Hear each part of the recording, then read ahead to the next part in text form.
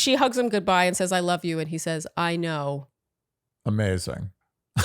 That's what everyone wants to hear Doesn't that when you sum it tell someone you love them. Oh, I'm aware. Dear Shandy. Welcome back to another Dear Shandy Bachelorette recap, listeners. Hello, Andy. Hello. How are you today? How do you answer that question exactly? First, we have a little housekeeping. As anyone watching on YouTube might be able to tell, I am wearing our first piece of merch. And that's not to suggest that the entire merch shop is up and running. This is a really big day. This has been like a long time coming. It's a big deal. Some items are up and other items are trickling in. I'm sure it'll come as no surprises. As I've been receiving samples, a lot of things have not been up to snuff for me. And so they have been pulled from the shelves. I am my own worst enemy in some ways, but you know, I want it to be perfect. Perfect for you. So go check out dearshandy.com, the merch section. We have this shirt and some other items, and more are coming, trickling in as I approve them. What do you think? I love it. I love this shirt. Okay, so I think no one wants us to do any more housekeeping. They want us to get to talking about this finale, shall we? No, let's talk about some other stuff first. That's when you get people fast forwarding, Andy. Okay, so it was a 3-hour finale. A lot of things happened that weren't just in the last half hour of the episode, but I'll try to breeze through because I know no one wants me to go in super duper detail. But first, we are back in Hawaii. Okay, there were meetings of the families and all the things. Do people want me to go over this? Does it matter? No one wants. So no one wants me to go over it? Just go over it quickly. I mean, do we want to discuss it? I mean, this is what we do. This is the This way is we what we do do. things. We're Gotta trapped go. by our own Chronological formula. order. You gotta wait. Okay, you have to wait. Gotta have the appetizer before the entree. Exactly. Okay, so Jen's family is in Hawaii. Jen promptly tells them that she's in love with both men right away. Her mother's like, have they said it back to you? I've got to say, I really loved seeing the Asian family representation in this whole segment. Oh, it was great. Her mother. Her mother was a delight. Her mother, a delight meaning she was unabashedly herself. And if she didn't give someone a warm smile if she didn't want to, she was clearly very wary of the whole situation. Well, it felt like there was a tragedy had just occurred. Oh yeah, there was no difference. Yeah, it was like usually when families meet, it's all happy and like but I'm a little concerned. Yes. But oh no, you're great. She was just like, a tragedy has occurred. How do we deal with this? There wasn't a huge difference, I suppose.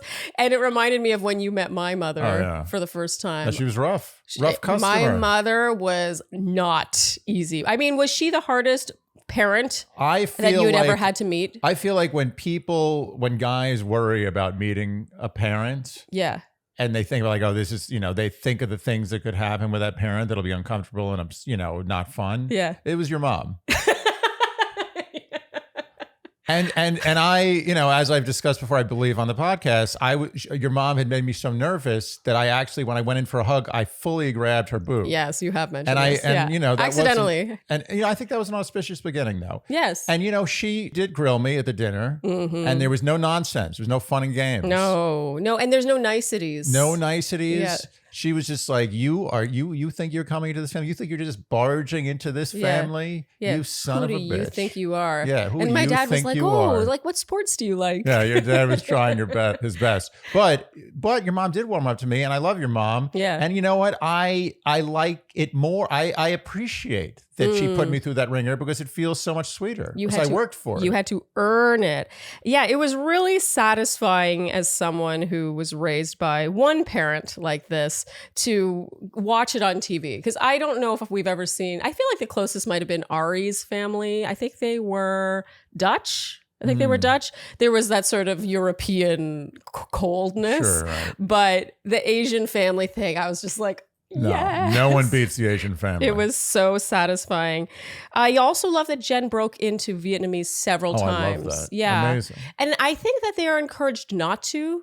That's what I strongly believe. I always found it weird. Like, why was Juan Pablo on my season? There was, I think, 1 or 2 girls on night 1 who were native Spanish speakers. Like, why were they speaking in English with each other? Like, wouldn't that be naturally when they would break into Spanish? Yeah. And I also think it shows so much so much color in the lead. It's totally. It's like going into an apartment, like a showing, and they're like, oh, here's the bathroom, here's the closets, here's the den, here's the study, here's the dining room. You're like, what about the bedroom? I'm like, not today. Yeah, that's the bedroom. The bedroom is someone language. Suddenly breaking into Vietnamese. It's true. The master bedroom. It was really, really cool to see that side of her. And you could also feel that you felt her being kind of like defensive of the whole experience, the whole, like the men, the experience, the speed, all the things. Yeah. And in a way I felt there's so many reasons why you feel terrible for Jenn in this whole finale, in this whole season. But that was one of the key pieces for me, was that this was her breaking off on her own. And she's like, no, Mom, I got this. Yeah. Like, trust me, I'm right. I know how I feel about this. And her, she's getting all these disapproving, incredulous looks from her family members. And it's sort of like, like you want her to be right, You know what? And I'm gonna touch on this a few times during this recap. But I have never seen a more perfect arc of a tragedy in this franchise. Yes. And this was the setup. It was like, no, Mom, who knows this is a mess. I've learned. I've grown. And she has grown. We've all watched. We've watched her grow. This is the tragedy. Yes. She did. Okay, but we won't get to the end. Yeah. But my point is, this is a perfect setup for almost a Shakespearean tragedy. Yeah, I completely agree. I don't know if I've ever seen a season that has felt more like a tragedy than this. Yes. Because it's one thing if you're like, you have a lot of flaws and you don't fix them and you pick the wrong guy and then it's a mess. That's not a tragedy. No. That's that's watching a car race to a cliff. Yeah. It's not a tragedy. Yeah. It was how this tied into her learning about herself. We said earlier in the season that Sam was like her level 1 of her, fighting her demons and learning from her mistakes and, finding herself and all this stuff. And to choose the right guy, to be right, to follow her instincts at the end of all this and be right about it would be like the perfect arc, the perfect conclusion. And the irony was the game was rigged. Yes. All 3 doors open to a big pile of steaming poop. Yes. Okay. So Devin, of course, knocks us out of the park the way Devin does. He says all the right things. We will get to that. A lot of ominous music throughout, which only made us think further that Devin would be winning. And now Jenn with her mother asks, does Devin like Vietnamese culture? And Jenn says, yes, Devin wants to learn more. He wants you to teach our kids Vietnamese. The gist here is that her mother thinks they need more time. This ends very tensely. And now her brother James and Devin chat. Andy, you likened this to a doctor's visit, this conversation. Oh, yeah. James has that cold bedside manner. It's just like, oh, let me see that. Yeah. Has there been any changes in your diet? Have you been noticing any like fever, hot flashes, itching? Rashes, blood in your stool. That's a good one. Yeah, okay, yeah. Just take some of this, and I'll see you in 6 months. Yeah, there was a very doctor-y vibe to her brother. I don't know what he does, but I feel like if he's not a doctor, he would have made a great one. Oh yeah. Overall, this has a very ominous ending with Devin saying, "I'm wrestling with my sanity in this moment." Is that what he's wrestling with? Is that or his conscience? Oh, Andy. Jenn looks him dead in the eyes and says she's never felt this way before. She loves him. They make out. And as she says goodbye, she says, don't get in your head. Lots of ominous music. Now Marcus meets the family. Going into this, Jenn says she's very nervous for this one.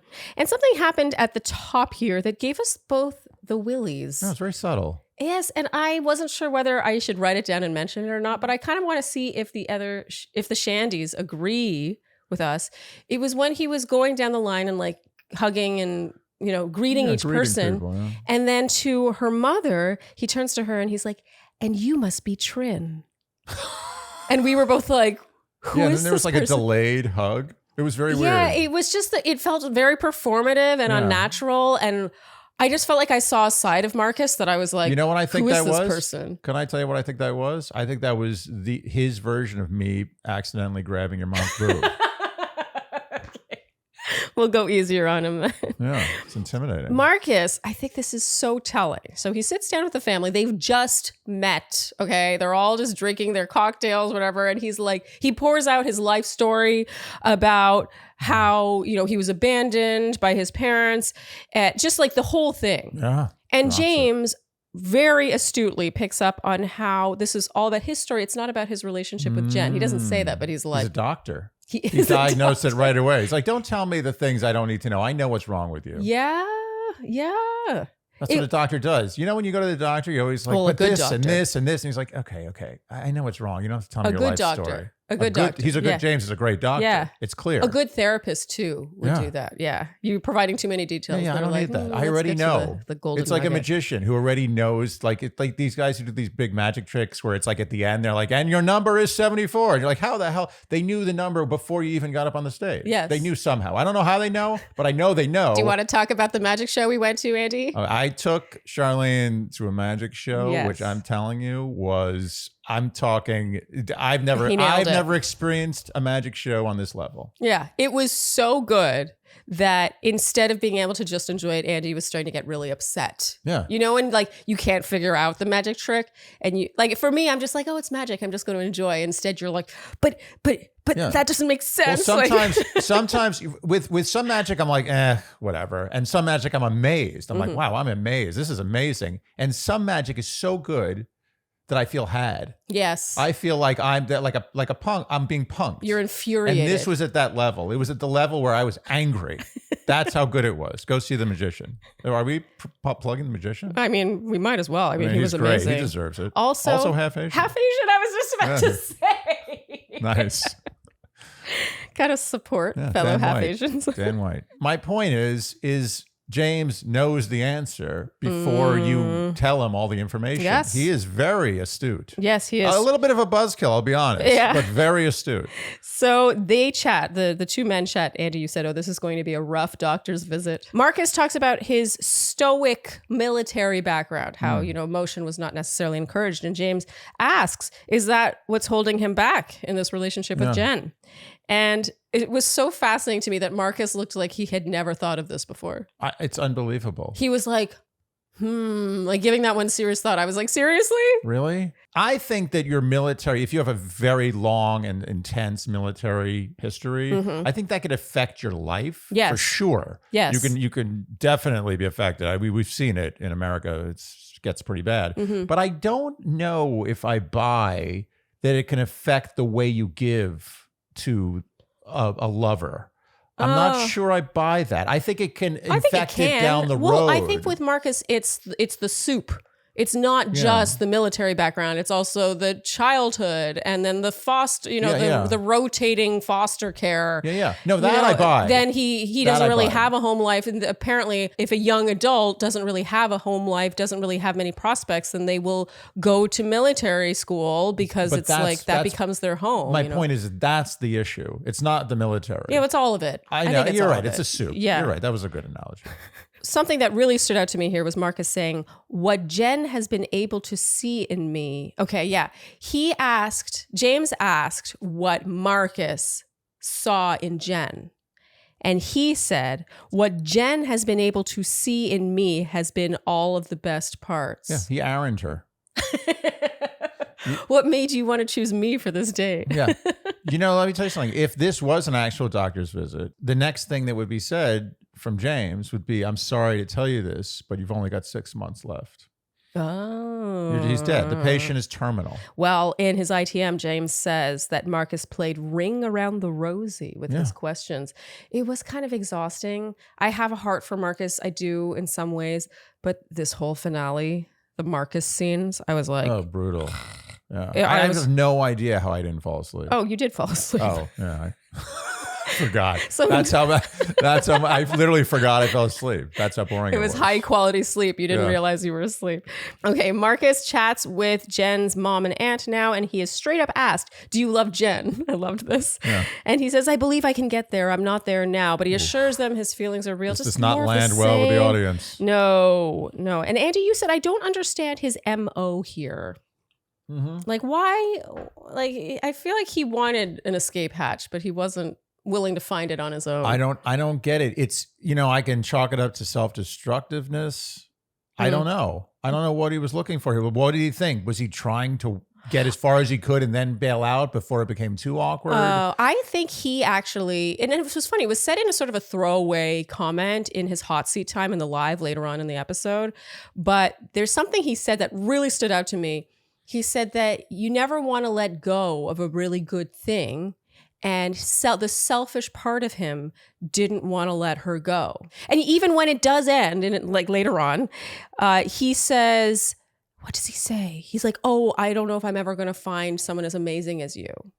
Like, these are all things that we've felt before or have heard before, but they are not conducive to a healthy long-term relationship. Like, I remember my on and off relationship that lasted way too long, years. It was hinging on me feeling like I was never going to find someone who loved me the way he did. I didn't want to let go something that I knew was really good. It was like these were selfish reasons. Yeah, if you think to yourself, I don't want to let go of something like this because I may never find it again, that means you're in the wrong relationship. Yes. I never met you and I was like, I shouldn't let go of this Sharleen because I may never find something this good again. Yeah. I was like, this is it. Yes. This is this good again. Yes. This is it. Yeah. And it does, I think it is selfish. And I say that like not judgmentally because I have done it before. And you know what? I did it at around age 24, 25. So not that much younger than Marcus, to be honest. I think that in your 20s, it's easy to fall into that trap. Well, he's 32. Marcus is 32? Yeah, 32. He's the elder statesman. Wait, are you serious? How did I get this far into the season and not know he was 32? He's said it before. He's mentioned how old he is. He's talked about his elderliness. Are you sure? Yes. I'm Googling Marcus it. is 32. I'm Googling it. I can't Are we laying any cash on this? Do I get a bet? $1? You can 50 get cents? 1 quarter? 2 bits? You can get a kiss, Sandy, a kiss. A nickel? A nickel and a piece of candy? Is my kiss not good enough? All right. You're right. 32. Yeah. I cannot believe that. I know. I just know numbers. He doesn't seem. Isn't that interesting? I was in disbelief that he could be 32. Well, I thought he was like 27 years old. Stunted. Oh. Okay. Wow. So Andy, we get sponsors coming across the Dear Shandy desk all the time. And we do not say yes to many, many of them. But once in a while, not only do we say yes to one, but we suddenly cannot imagine our lives without that product. Sunday's Food for Dogs, which is our newest sponsor, is that product. Sundays is one of those products where I ask myself, where has this been? Yes. Why isn't this something that's everywhere? Yes. This is the most lovely product I have had in my hands in a long time. Yes. This has made our dog super happy. It has made our dog's poops super beautiful, yes. delightful poops. Yes. And it has made our lives so much more convenient on the road. This is insanity. The convenience of Sunday's Food for Dogs. Okay, let's touch on this. So this is combining a bunch of things that I think we've wanted in a dog food, but haven't found. Pretty much I think the creme de la creme of dog food is like healthy, human grade, all natural food, of course. But usually that has to arrive frozen. You need freezer space. You have to keep it refrigerated. You're constantly, in our case, when you're traveling, you've like ice packs on a little thing of food. Or the alternative is kibble. What if you combined those two things so you had the health factor of fresh food plus the convenience factor of kibble, and that is Sundays, because their food, it's all natural, human grade, all the good things, but it is air dried. So then you don't need to keep it refrigerated. You can travel around, you can bring it with you. And you may ask, will my dog like this as much as the fresh food? Let me tell you something. Our dog Ruby was literally jumping for joy. Yes. At the thought of eating this. She will take this out of my hand. She will jump higher than I've ever seen her jump to get this from me. She loves this. So before Sundays came along, we were using the fresh stuff. Yeah. The stuff that arrives frozen, you keep it in the fridge, all that stuff. And I think she liked it. I mean, I'm going to be honest. Ruby is a very food-driven dog, so she likes food in general. But there is a distinct difference in her excitement over Sundays. Plus, Sundays contains 90% meat, 10% superfoods, and 0 synthetic nutrients and artificial ingredients. We've said before that we wished we had come up with Sundays. Yeah. You want to I'm just steal jealous. it? Can we steal it? Call it Mondays. So get 40% off your first order of Sundays. Go to sundaysfordogs.com/Shandy or use code Shandy at checkout. So Sharleen, ordinarily the phrase muddying the waters would have a negative connotation. Yes. But I have found that muddying the water with mud water is one of the finest muddying of waters I could ever imagine. So two fun facts to mention about Mudwater, our latest sponsor. One is that I've been curious about Mudwater for a while, and I didn't really know what it was, and I thought it was actual mud and water together. But instead, it's just a very clever name for a drink that has been transformational for me. I am obsessed with this drink. It's basically like a coffee alternative. Yeah. I love to take it in the afternoon, especially if it's late afternoon, and I find if I drink coffee too late in the day, it'll affect how well I'm able to sleep that night.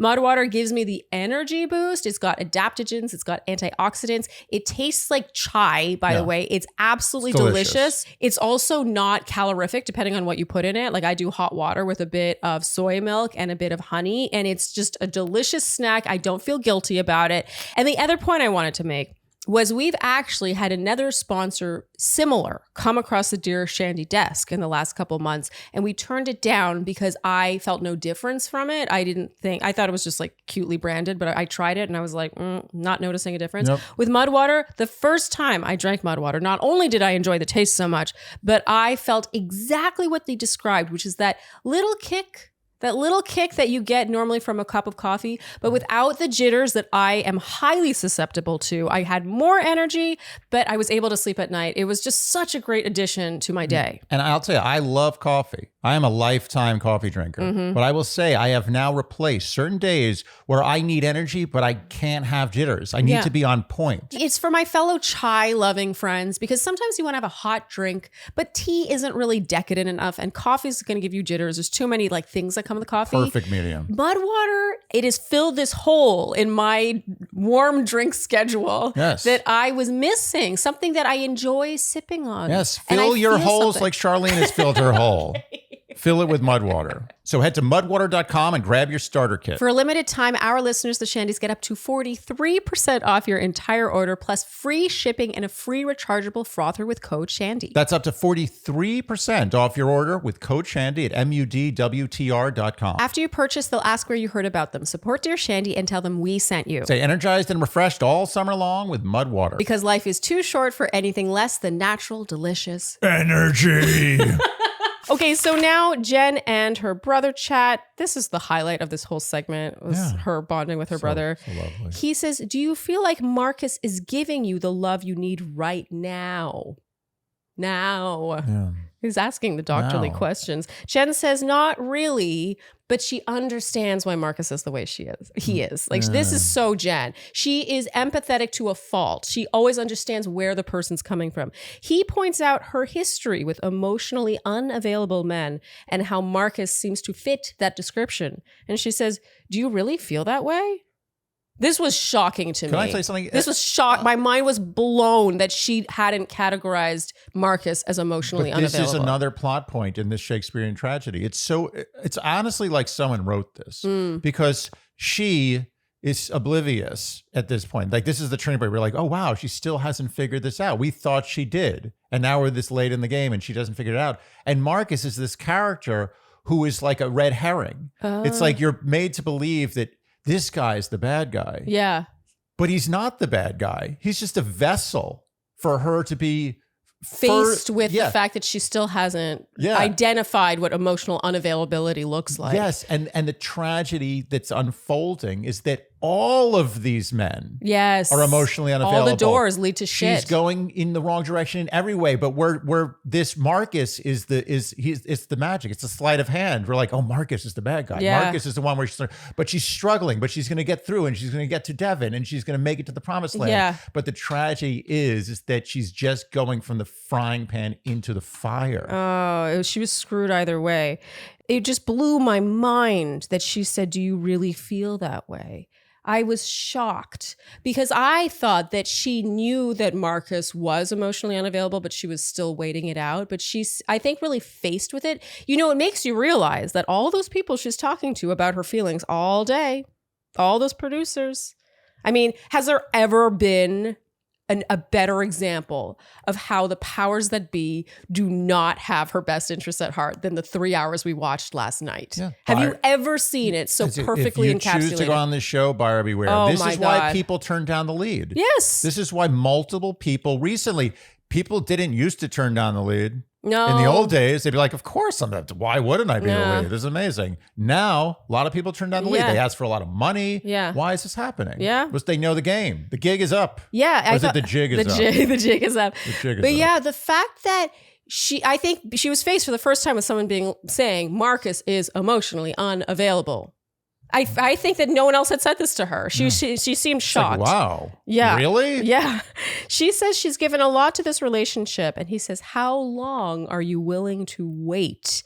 The big moment here is really the moment of love between the two of them, because you can tell this is not a particularly emotional family. And if you actually look back on Jenn's season, she cries far less than your average lead. Oh, the least crying of any lead in history. Yeah. I would put money on that. Yeah, there have been leads. And I mean, people might be like, oh, no, And no, that's she cried another a lot. ironic, tragic twist. What? Is that she cries Yeah, the yeah, least. yeah, totally. I mean, it that's just the thing. keeps coming. The If hits anyone keep thinks coming. that was normal for her, I do not think it was. I think her crying after the final rose was like the floodgates of, she is raised in a family where they're not that emotive. And I honestly don't remember a single time she cried. Oh no, this she season. cried here and there. Barely. She didn't cry gratuitously. It was this kind of crying. It was like, they do, what is this? Is that crying? No, Andy, that's the Maybelline commercial, which, by the way, I was so offended by. No one puts their concealer on a fully done face. Fully done, her makeup's perfect, and she's just like come on. Come on. I love the things you get upset about. Okay, so the cute thing here is when he breaks down, James breaks down and she's moved that he's moved. And you can just see that they love each other and that they probably don't talk about how much they love each other very often. And I think in a different family, this scene might have not been a big deal, but I could tell that it was a big deal in this family. No. I say that because I think it would be a big deal in my family. This may have been the first time ever that he cried in her presence about possibly his feelings for her. Yeah, you could tell that it was big for both of them. I wrote James is carrying this segment. He was a star. Oh, without James, well, this would have been just a mess. I loved his doctorly way. I did too. I don't know if I'd invite him to a rager, but he worked in this scene. So now Jenn and Marcus sit outside. She kind of presses him some more. Where are you at with your feelings? And of course, he says he's struggling with uncertainty. He starts to talk about the pressure he puts on himself to provide for his family. I wrote, make it stop. Like, what is that even about? That whenever he would talk about like being so hard on himself, I was like, maybe I don't know if that's the thing you need to be focusing on. Like, but you talk about putting the cart before the horse. Like, first, do you or don't you like this woman? I understand he has his issues, why he is the way he is. But whenever that would be the response, I was like, oh my God. See, the problem with this show is you've got a bunch of guys who, to begin with, aren't like, they're not Nobel laureates. They're not like super articulate. And then you put them in a position where there's this artificial carrot dangle in front of their face to stay on the show. So a lot of guys are staying on the show way past where they would in real life have left this situation. True. It's so true. And then they're forced to sit there and talk about it. So you have these guys going in circles. They're not, whatever. Look, the average American isn't able to do this anyway. And then you're dealing with guys who are just like not super articulate. And he's forced to sit there and be like, in circles, like, well, I have this issue, but then I really care about you. But then, that's something I have to, they don't know what they're doing. Yeah. Because they're way past, the fruit is rotten. Yes. It's done. It should be thrown in the garbage. In real life, they would have pieced out weeks ago on this relationship. And they're being forced. So it's like The Living Dead. It's like watching zombies talk about relationships. Yeah, it's zombie talk. It's so true. That is a really good point. Okay, so pretty much she hugs him goodbye and says, I love you. And he says, I know. Amazing. That's what everyone wants to hear. Doesn't that when you tell someone you love them. Oh, I'm aware. Oh, yeah.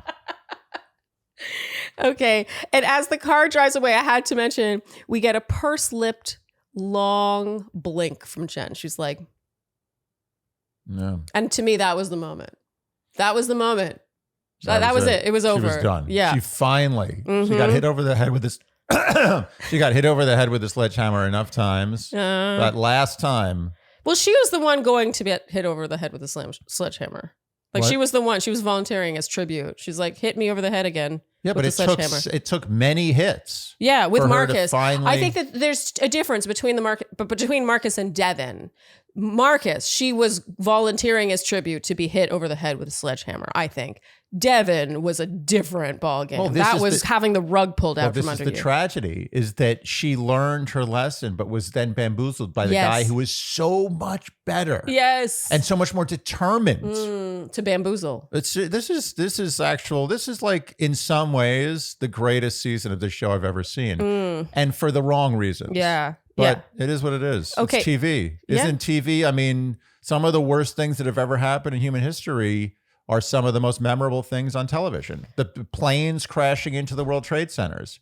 Yeah. Does anyone ever forget that? Is anyone like, oh no, what was that? What did that look like? I don't remember that thing on TV. No, you'd all know it. And that's what this is the September 11th of Bachelor. And we have to, like, as much as I want to hate on production for many reasons about this finale, we still have to acknowledge what I think is a dying art, which is the idea of a live show on cable television that millions of people are tuning in at the same time to watch. Like, you don't get that very often anymore, honestly. And you don't. It's like that's why I compared it to a tragic thing that happens in real time, because that's what it really is. And you know what? I know there's gonna be a lot of people hating on ABC. There's gonna be a lot of people hating on this franchise. Well, I'm getting there. and maybe one of them sitting in this room. Yeah. I'm not hating at this point because I respect the craft that they're committed to. I respect these live shows. It's not unlike an Andy Kaufman thing. Not everyone liked Andy Kaufman. As a matter of fact, a lot of people hated his guts because he committed so hard to something that was so crazy. Yeah. But he did it. And he was like, I'm doing this. I don't care what people think. And honestly, I think this franchise has gotten to the point where they don't care what people think. Oh. They cared what people think in this episode. They're thinking about what the people are thinking. I think they wanted a reaction out of people regardless of how it made them look. That's what I'm saying. Okay. That's not caring what they think. It's caring how they react. That's different. It's like all press is good press kind of thing. Yeah, because if I expect a whole crowd of people to be engaged because they hate me, that's not caring what they think. Yeah. That's just... Oh my God, it's like in The Influencer, that show that you can't stay awake for, but I am just eating up. It's how when there's sorry, spoiler alert for the first challenge, but it's the liking and disliking, and everyone thinks that they're just supposed to get likes and not get dislikes, but the people who win are actually the people who have the most engagement, likes or dislikes, period.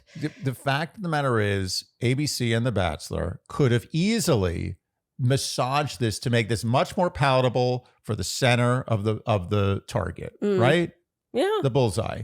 But they didn't. They just let it happen the most uncomfortable way it could happen. The real way. They let it happen the real way. Okay, they pushed it a little bit. They pushed it a little bit. Well, I'm going to get there because I'm a stickler for chronology. I agree. But I'm jumping the gun. Yeah, but I have a counter argument. I don't fully agree with what you're saying. I also have a counter argument to my argument. Okay. I'm playing devil's advocate. I'm playing a lot of devil's advocate. Very contrarian today. Okay, so back in the live, Jesse addresses James in the audience and asks how he's feeling about everything. And Jim says, honestly, at the moment, I'm not too happy. Dun, dun, dun. Yeah, what is he not happy about? We all thought he was not happy about Marcus. Yes. How ironic. So now it's Devin's final date. I wrote, ooh, this feels tedious. Didn't this feel tedious? When they arrived and it was still daylight? Because they've gotten in a habit lately of just doing these evening final dates, and I'm really into those because they're nice and brief. But now I was like, wait. Are they spending the whole day together? Whole day. You know what's funny? When I fell asleep during this, which I did. Yes. When you woke me up, I was actually angry. I was like, why would you wake me up from this slumber? They do a Hawaiian spiritual ceremony. They share their fears. They release their fears. Once again, this ends on an ominous note. And then in the evening, even more tediousness. Tediosity? Tedium.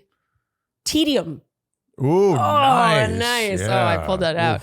He says he trusts her. She says that means a lot. She says it means you see me completely. And he says, I do see you completely. You know what's scary about Devin? Mark. Yes. What's interesting about Devin is I think he does see Jen completely. Yeah. I think he just doesn't care. But all con men see the people they're conning perfectly. Yes. He gives her a gift. It was a necklace he was gifted by the shaman on their first one-on-one. First one-on-one. You know what this reminds? Gifted the shaman. Yeah. By By whom? Wait, Was I lost my gifted- way on the grammar of that sentence. It's all right. We all know what you're talking about. But you know what this reminded me of is in was it Pulp Fiction? It was Pulp Fiction where Christopher Walken gives the watch to his grandson or his son, his grandson. And it's the watch that his father like held in his butthole during all of World War II. Or something. Okay. Yeah. It In his reminded me butthole. of that. Wow. Yeah, he held it. It's a famous scene from, I believe, Pulp Fiction. Yeah. I've never seen Pulp Fiction. Are you serious? I know we've had this conversation like 8 times, and every time you cannot believe that I haven't seen Pulp Fiction. How you would love Pulp Fiction? Yeah, I don't know why. It's just fell through the cracks. You know what it was? Is I was a little young when it came out, and I didn't like the poster, and so I made like a but the poster was camp. It was trying. Yeah, to push but camp. I don't know. At my age at that point, I was like, I don't like the name or the look of that. I don't think I'm going to like that movie. We gotta watch. And Pulp then I Fiction. matured way past that point and just never saw it. We gotta watch it. You'd love it. Okay. Yeah.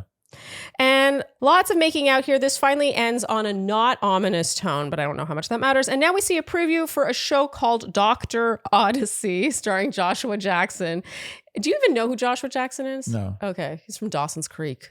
That's my time. No? I think I know him if I saw his face. Andy, you said about this preview, is this a comedy? I couldn't tell. I don't think it's meant to be funny. It kind of was skirting the line of being a humor, in which case I would have respected it more had it gone full humor. If it's not funny, that is, without a doubt, the worst show that's ever going to be on TV in history. Worse than that one about that teenage doctor, the good doctor. Oh, well, That's I mean, pretty now we're bad. just splitting hairs. The next day, during morning B-roll, we see Jenn saying Marcus's uncertainty is making her uncertain. And now Marcus and Jesse chat. It's more of the same. Him struggling. I wrote this is getting old. Him saying, I've never been so torn, to the tune of many incredulous audience members' faces. Jesse says, if in fact you do love this woman, you got to tell her. You're going to lose her if you don't. And Marcus in his voiceover says, the best case scenario is I can tell Jenn I love her. Good God. Okay, so now the big moment. Jenn finally visits Marcus. She pressures him for answers. She says, we're running out of time. And he says he's struggling, more of the same. We're both in awe that she was into him, Andy. We were just like, I don't understand what she sees in him. Like, why are you still interested? Like, this is what really blew my mind about Marcus. It's just like, how can you still be into someone who is so waffling? It's not even about you. It's just like at all. It's her fatal flaw. Andy, you said it's her last flaw. He's the big boss. The big boss. The big boss battle. Yeah. That's what I thought. Yeah, it's the That's where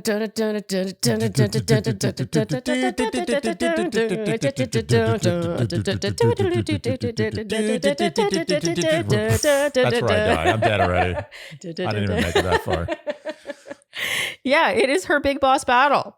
He says he's not keeping any answers from her. He says, my highest aspiration is to find love and start a family. And she says, I know, but is that with me? I know.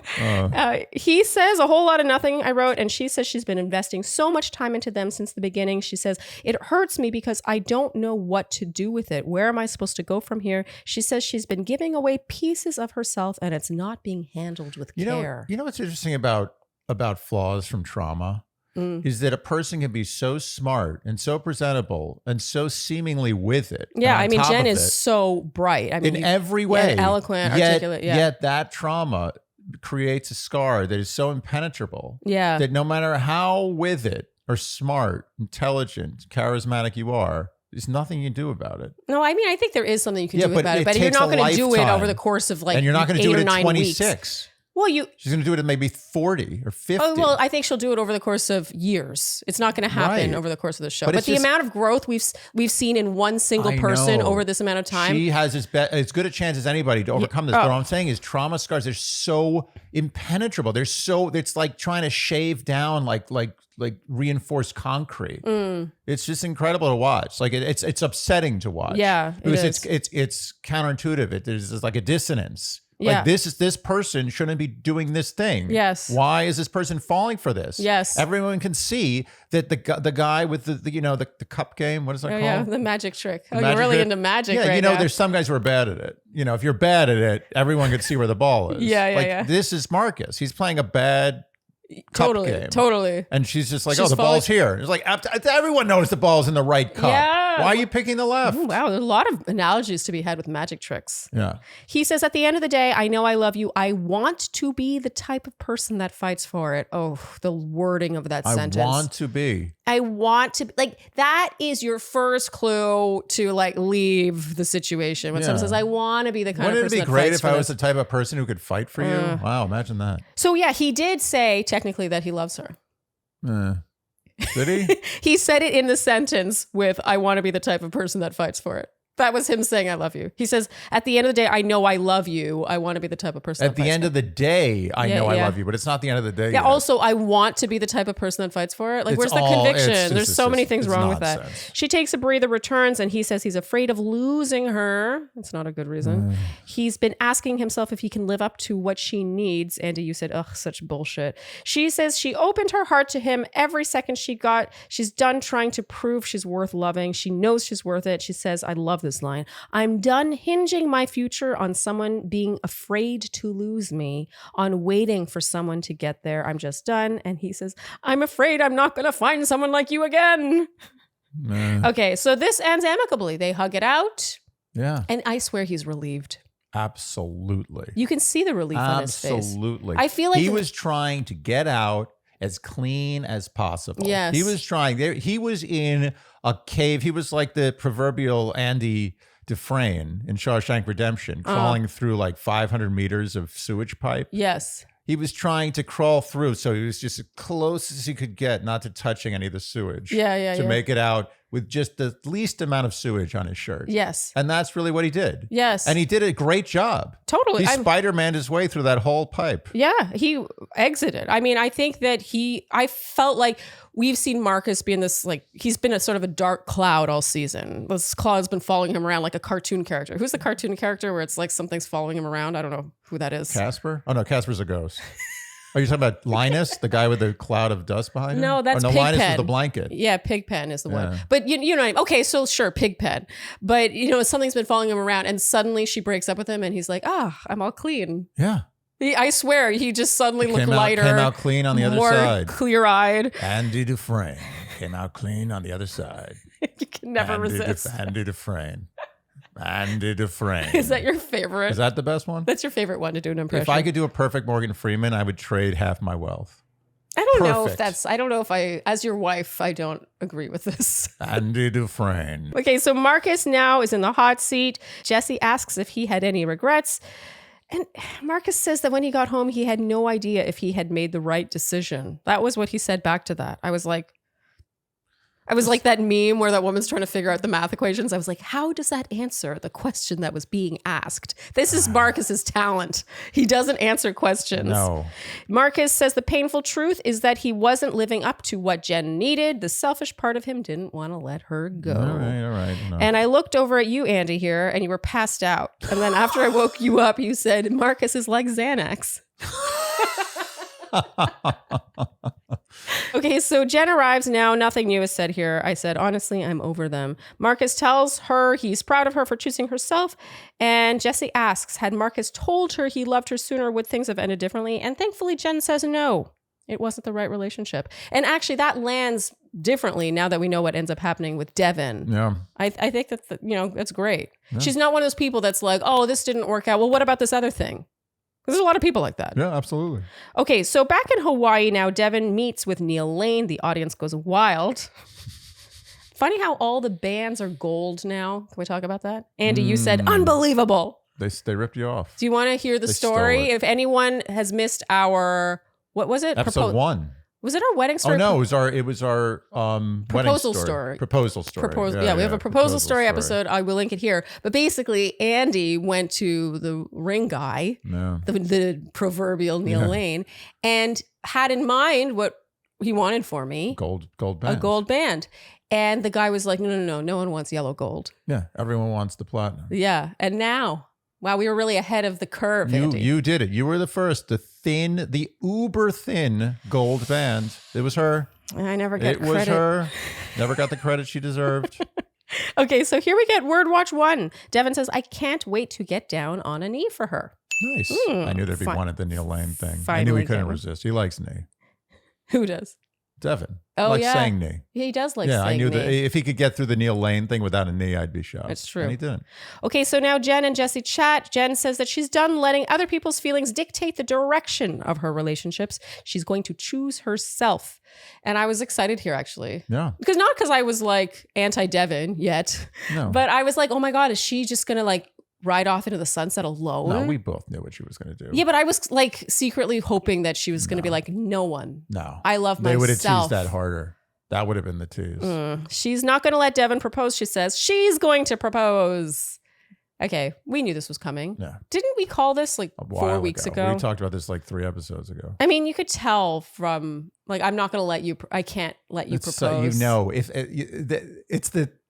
There's a lot of still very predictable things in this franchise. Yes. Even though there was a lot This was a setup. Yeah, This was a setup punchline. there was a lot that was not predictable about this finale. Yes, there was. This one, yes. Yes. But that one, no.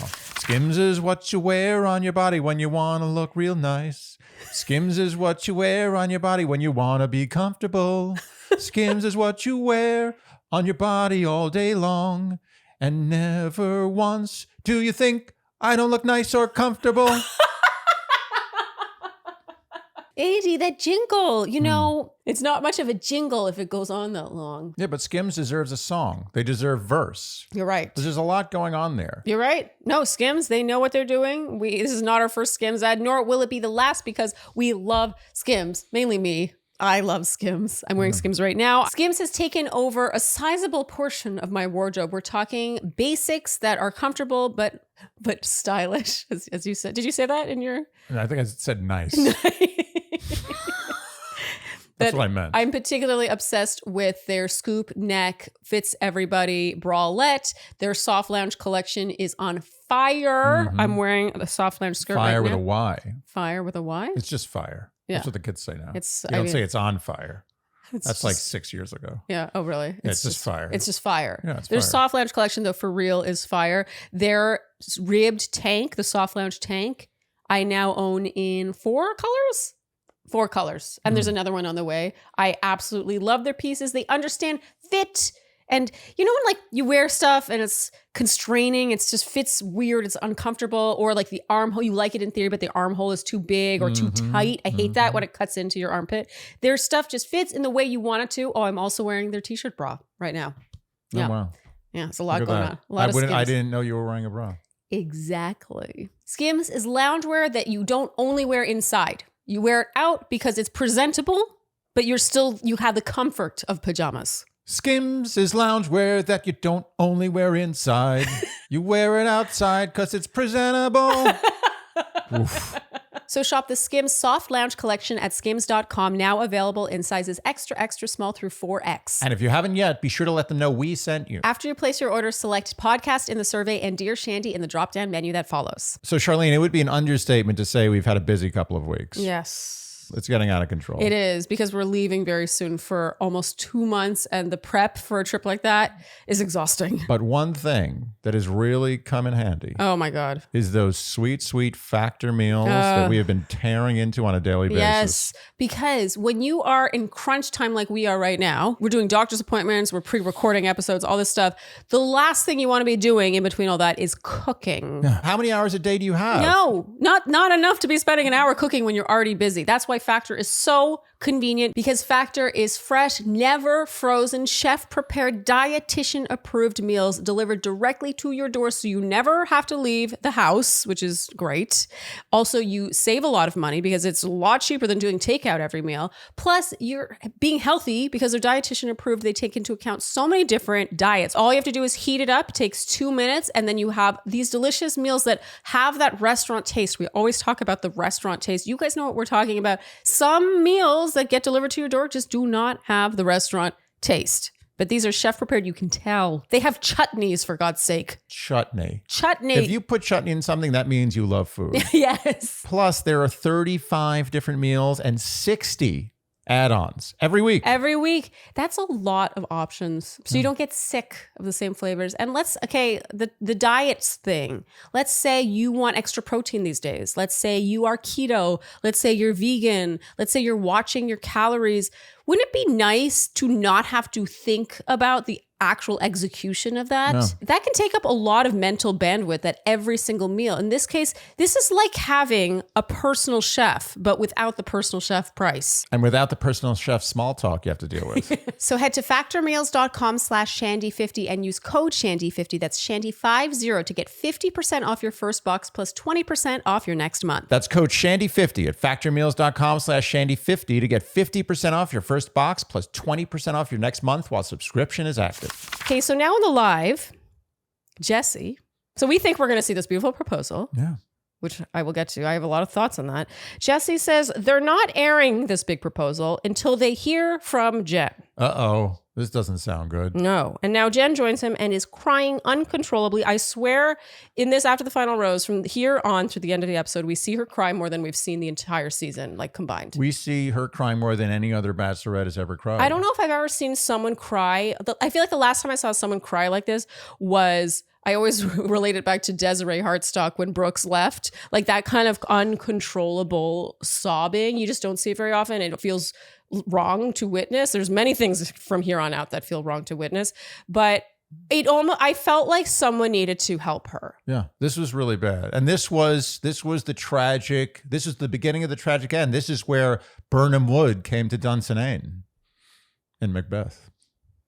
It's a highbrow reference. That was a really highbrow. It went over my head. Well, it was they said the witches had told Macbeth that you're going to be king and fine and no one can touch you until Burnham Wood comes to Dunsinane. And meaning like until the whole forest comes to that. He's like, that can't happen. He also said, there's a little beef I have with Macbeth because the witches do say that no one can hurt you that's of woman born, which I have a very big beef because yes, the person who does end up killing him was from a cesarean. Yeah. But is that not from woman born? Yeah. Just because it didn't come out of the vag. JJ? I mean, come on. That's a flaw. But Shakespeare, I give him credit. He did a lot of other good things. But Burnham Wood does come to Dunsinane because all the guys are carrying trees like leaves to hide themselves, I think, from being seen. I don't remember. Yeah. But anyway, the point is that this was the turn. This was the beginning of the actual tragic end of Jenn. Yeah. This was a real tragedy. I love how well you know Macbeth.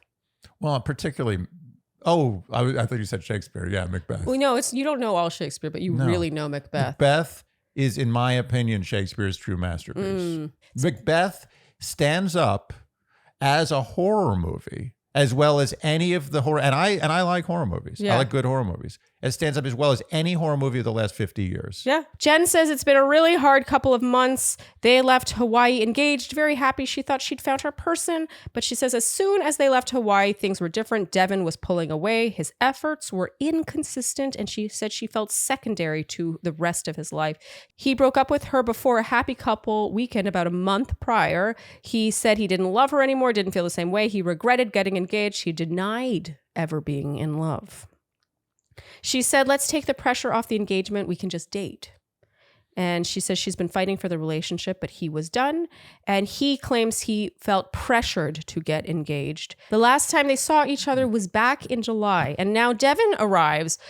I was kind of amazed that Devin showed up, honestly. I wasn't sure if he would. Also interesting to me that he didn't keep up appearances the way, a lot of these couples, they last through after the final rose and maybe last another 2 to 6 months before they call off their engagement.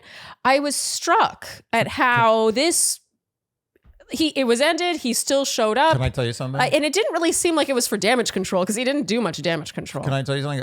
I was conned by Devin, but now it's all out in the open. I know what he's up to. Yeah. And based on that, I know that Devin would never not show up at this after the final rose. Devin was in this from the beginning to have that screen time. Yeah. And what better screen time to come on as the villain on after the final rose? Any decent man, any decent person who has a moral compass, who has shame, is not going to go anywhere near that studio. And after that, they're going to be like, goodbye. I screwed up. I'm a jerk. I'm into the bushes. Yeah. Or at least would be more apologetic. That's what struck me. It's I was not like, damage control. There's no damage control to be done. Yeah, he did not do damage control. And he knew he wasn't coming to do damage control, which means he only came there to show his face on TV to get more fame. In his Louboutins, by the way. He was wearing like $1,000+ really? shoes. It was unbelievable. this was the tell. This is where I was like, okay, I think he's a con man, but I have to be sure. This was the tell. No one who wasn't conning the whole time would have come here without a single goddamn excuse. Or without a single apology. No apology, He couldn't no apologize excuse. to her? What did he think was going to happen?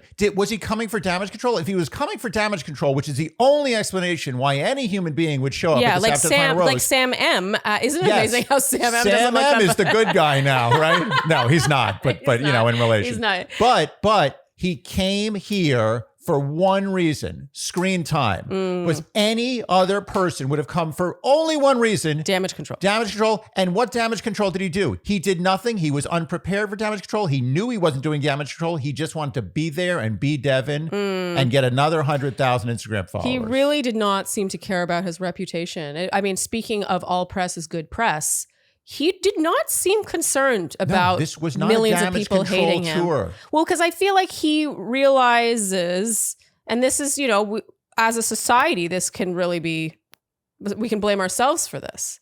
He's getting the attention. Yes. He's getting the followers. I'm sure when he goes clubbing with Jeremy in this city, the girls are still coming up to him and like flirting with him, whether or not he's the bad guy. He probably has more mystique because he's the bad guy. There are women who are more, they're like, I'm going to be the one to crack him. And let me tell you something. We live in a society right now.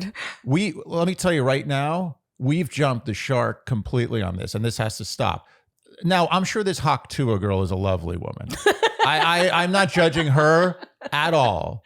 The fact that that woman has 2.5 to 3, I don't even remember, it's like 3 million followers is sickening. We are, as a society, need to shape up. People like Devin can't be famous anymore. People like Hawk Tua girl can't be famous anymore.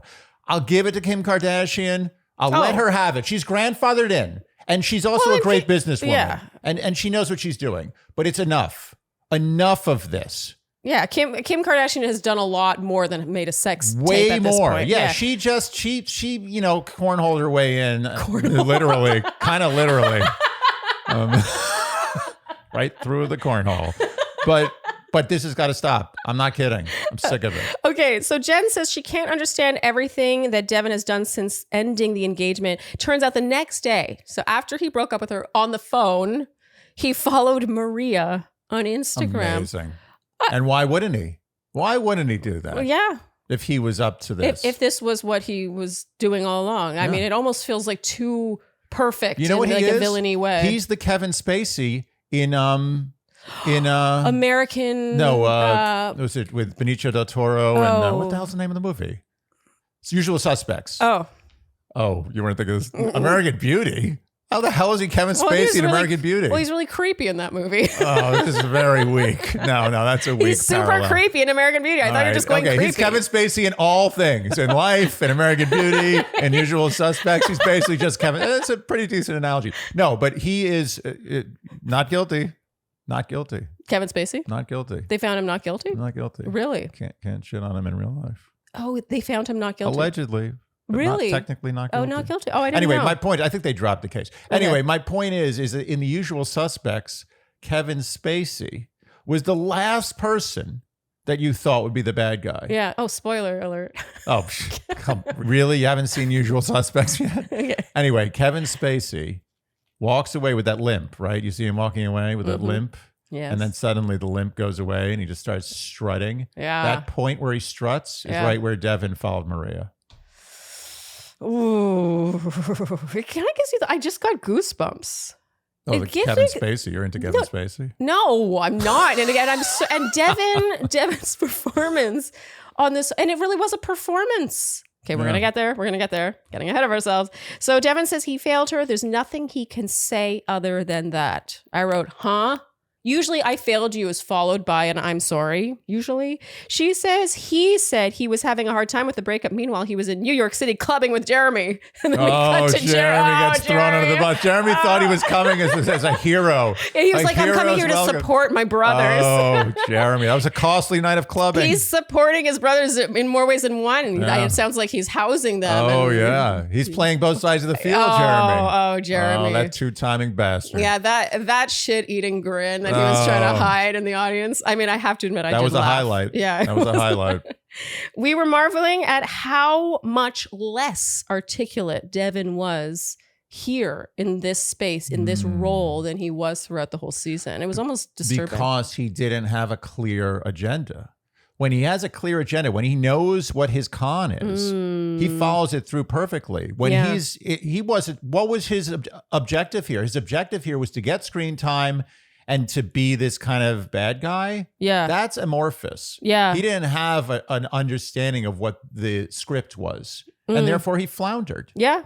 But I don't think he even cared. He didn't care. Yeah, because he didn't have an MO anymore. If someone said to him, Devin, if you go on that stage and you do the greatest apology tour of all time, we're going to give you a $10 million check. Let me tell you something. You would have been sold. You would have been like, wow, this guy is sorry. He's changed. Oh, so you think we love he him had now. nothing? Oh, that's so, He had nothing so to gain. eerie. So Devin, only when he has something to gain is he really and he on. knew that he had no excuse, and he knew that Jen wasn't going to buy No, anything. there was He nothing. knew You're that right. If he what he was gaining, he's not gaining any more by being this sad sack apologizer than he is by being the asshole who leaves without apologizing. No. What Devin really did is put on an Academy Award-winning acting performance. Yes. And I think when he came into the studio audience, he was coming in as if he was accepting an award.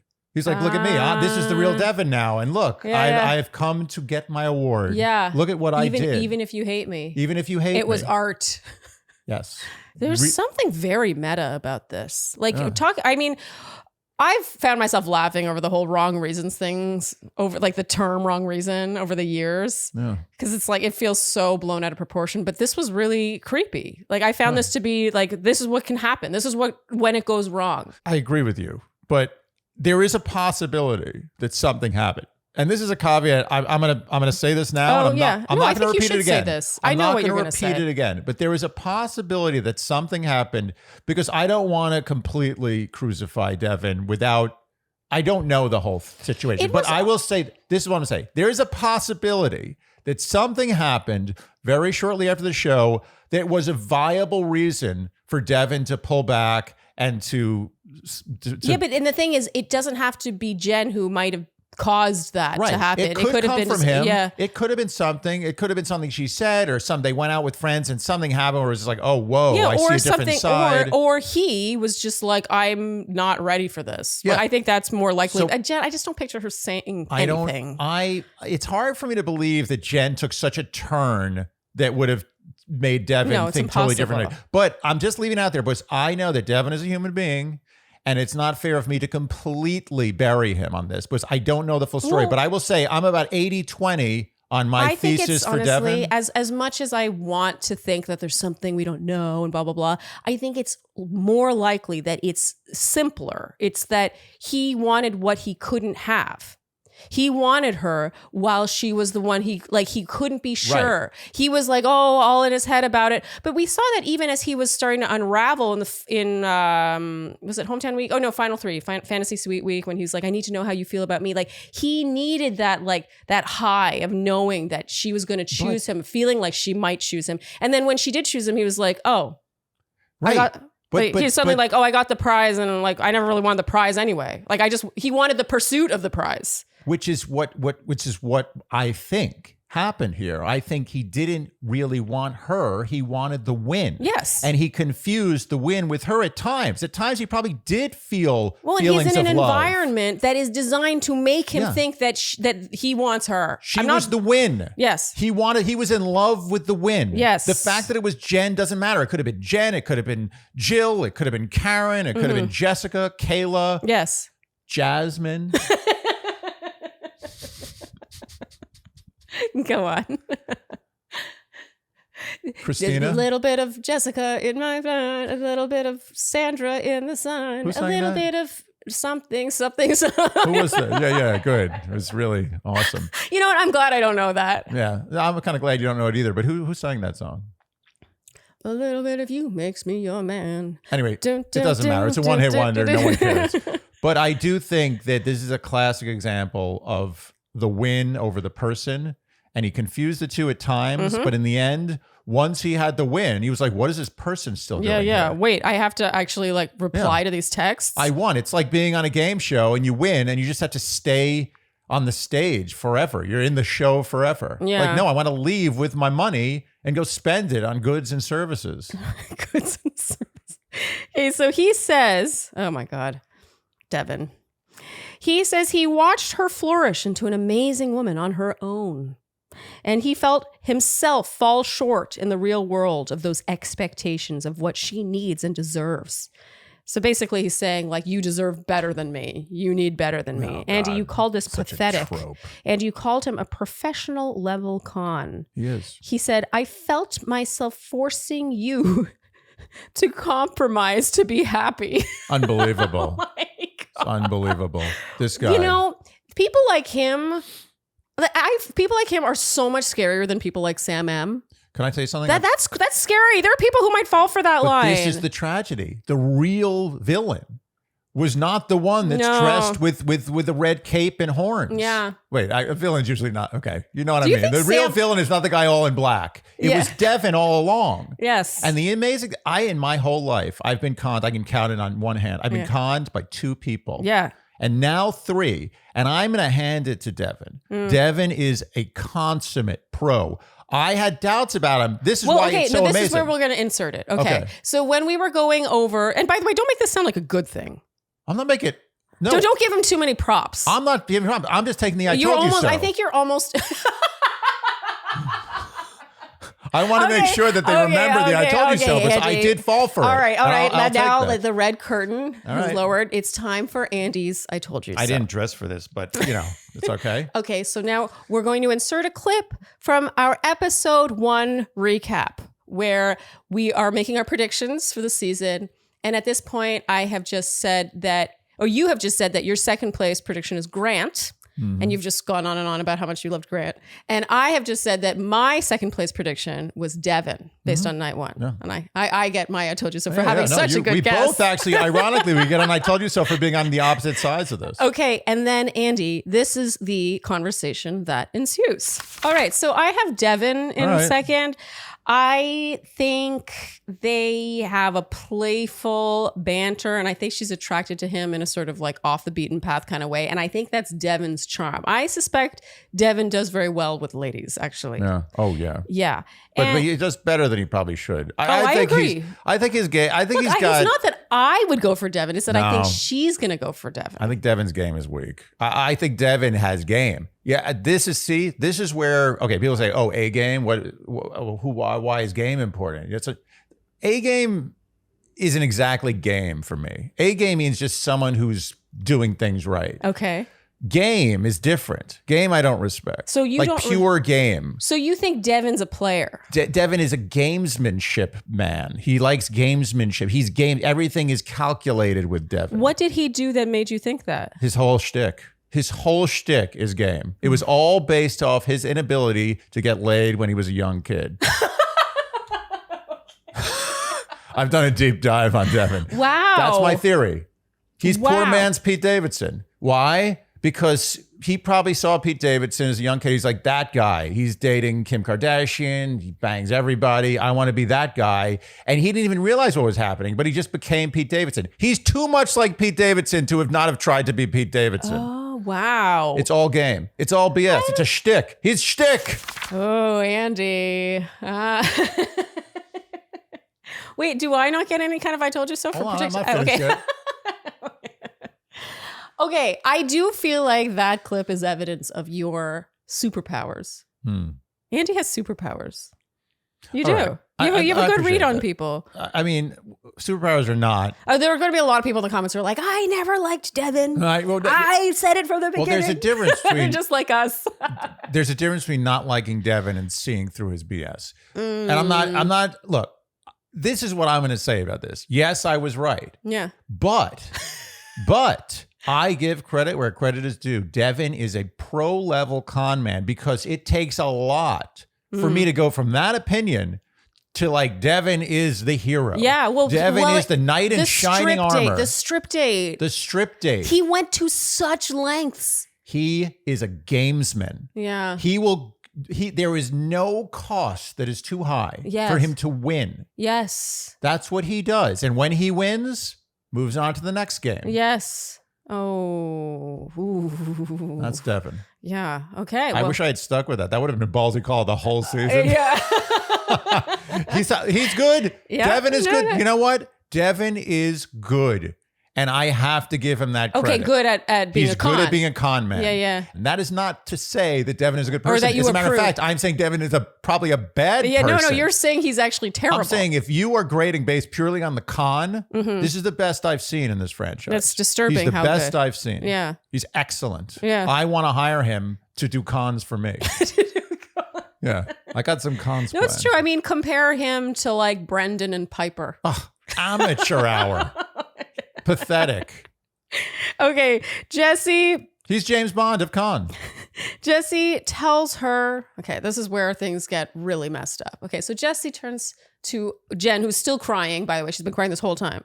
He tells her that she showed what a strong and powerful woman is. She made history with her proposal and, quote, nobody can ever take that away from you. Oh, please. And I said this would land better if she wasn't bawling through this. Yeah. And he says, can we show the proposal? Oh my God. Poor. And Jenn, in what I think is I don't know where our flashpoint has been all season, but this is the flashpoint right here. She says, do I have a choice? Amazing. Oh. And no, she didn't. No, she did not. And let me tell you something. I promise you, I've looked into Jesse's soul. And I'm telling you right now, Jesse fought this. Mm-hmm. They said, this is the script. And he said, I don't want to do that. And they said, you're doing it. He said, I don't want to do that. And they said, we'll give you an extra 15 grand. No, I don't think he got paid extra. I think he's just he just had to do it. Yeah. He was like, I don't want to do this. He slept on it. All night he was sleepless and rolling around in bed. And he woke up and he's like, crap. Why? This is the business I've chosen. It's because he's Canadian. He has a soul. I mean... Okay, so now they show the proposal, and Andy, as we were watching this, you see in the little corner, Jenn is bawling. She's not able to watch. Devin's watching, and he's kind of like looking at her. It's so awkward. It's so sick. We sick. described it as sick as actually. Yeah. Andy, you said this is torture breakup porn. It is. What the hell were they thinking with this? So, okay, back to earlier when we were talking about this, and you said that they were going for the POW, right? Cinema verite.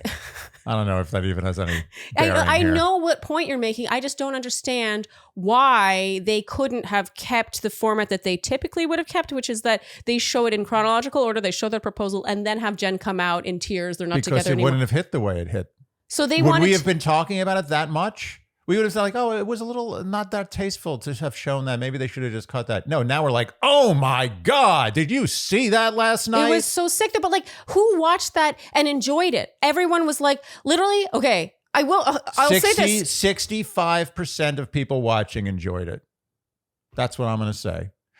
They That's won't really say sad. they did. 50% of the 65% won't say they enjoyed it. But they did. Well, okay, what is so interesting about last night's finale is, I've been recapping this show for a long time now, like long before this podcast. I was writing about it.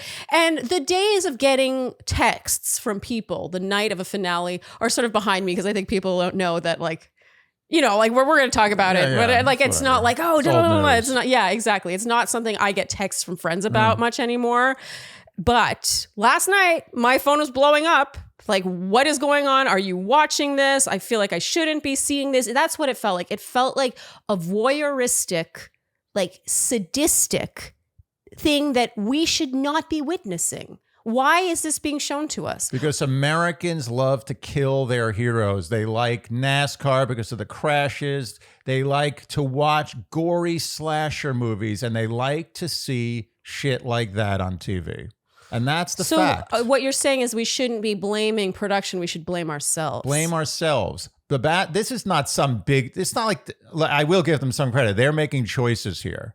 This was a very tasteless choice, but it was also a very brave choice. It was a strong, not good strong, but a strong choice. It was bold. Yeah, Whoever made bold. this decision has balls. Yeah. And I'm not approving of the decision. All I'm saying is this is not a reflection on the franchise. This is a reflection on what Americans want to see. And the temperature of America is I want to see that hero squirm. I want to see her suffer. I want to see something that is like as if Borat came to real life. I don't think, but the thing is, Jenn is beloved. Like, I don't know if they wanted to see her suffer. People wanted to see him suffer. I think we were all hoping he would suffer, but he didn't. People wanted to see him suffer. Above majority wanted to watch suffering, period. Suffering, period. Ooh. Oh, that's dark. And I don't think this is going to kill the franchise. I know people are saying that. They're like, oh, this is it. This is the death now. They jumped the shark. I'm not watching this show anymore. They're watching this show more. This was Truman Show-esque. Yes. It was. People are talking about it. Anything that people talk about now gets traction. Hawk Tua. Hawk effing Tua got traction. Okay. I mean, I struggled to even watch. I know, it was horrible. Did. I couldn't even look. It was horrible, but I will say... We did laugh when Neil Lane got his ad. Oh, Neil Lane. Neil Lane. This probably all happened because of Neil Lane. Neil Lane was like, I'm going to tell you right now, you don't show that proposal, you'll never see my face again here. Oh, give me a break. Neil Lane's doing just fine. Neil Lane laid the Although law that down. was, I think, one of the nicest rings I've seen. It was a beautiful ring. It's a beautiful ring. I'm telling you, Neil Lane was like, yeah, you can not show that proposal. You just, I'll go to another show. I'll go to Love is Blind. AG1, comprehensive and convenient daily nutrition. Whole food sourced ingredients made for just about everybody.